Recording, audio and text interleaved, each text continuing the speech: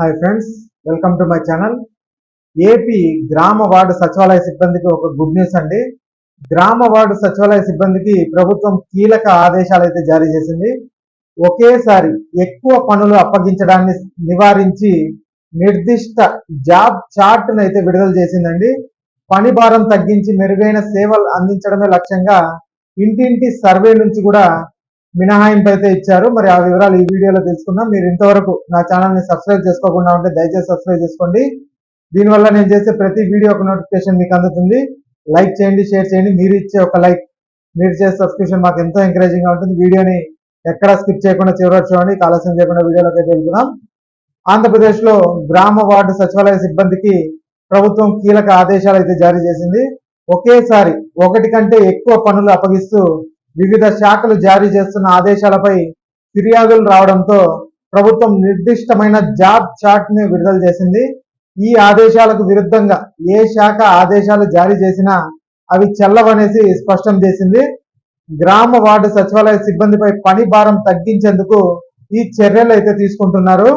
వివిధ శాఖల నుంచి ఒకే సిబ్బందికి అనేక పనులు అప్పగించడం వల్ల వారు ఇబ్బందులు పడుతున్నారని సంఘాలు ఫిర్యాదు అయితే చేశాయి. దీనిపై స్పందించిన ప్రభుత్వం ప్రతి సిబ్బందికి నిర్దిష్టమైన పనులను కేటాయిస్తూ జాబ్ చార్ట్ అయితే రూపొందించిందండి. ఈ ప్రక్రియ ద్వారా సిబ్బంది పని భారం తగ్గి మెరుగైన సేవలు అందించడానికి అవకాశం అయితే ఉంటుందని చెప్తున్నారు. ఇక గ్రామ వార్డు సచివాలయాల సిబ్బంది గ్రామ వార్డు స్థాయి అభివృద్ధి పనుల్లో చురుగ్గా పాల్గొనాలి. ప్రభుత్వ పథకాలను ప్రజలకు సమర్థవంతంగా చేరవేయాలి. అలాగే పౌరుల సమాచారాన్ని సేకరించి వారి ఇంటి వద్దకే ప్రభుత్వ సేవలు, సంక్షేమ పథకాలను అయితే అందించాలనేసి అధికారులు అయితే చెప్తున్నారు. ఇక ఫిర్యాదుల పరిష్కారానికి నిరంతరం పర్యవేక్షణ అయితే చేయాలి అనేసి కూడా సూచిస్తున్నారు. ఇక విపత్తు సమయాల్లో అత్యవసర సేవలు అయితే అందించాల్సి ఉంటుంది. ఈ బాధ్యతలను జిల్లా కలెక్టర్ పర్యవేక్షిస్తారండి. ప్రభుత్వం ఎప్పటికప్పుడు జారీ చేసే ఆదేశాలకు అనుగుణంగా అప్పగించిన ఏ పనినైనా చేయాల్సి ఉంటుందనేసి చెప్తున్నారు. అంతేకాకుండా ప్రభుత్వం నిర్ణయించిన పరీక్షల్లో అర్హత సాధించాల్సి ఉంటుంది.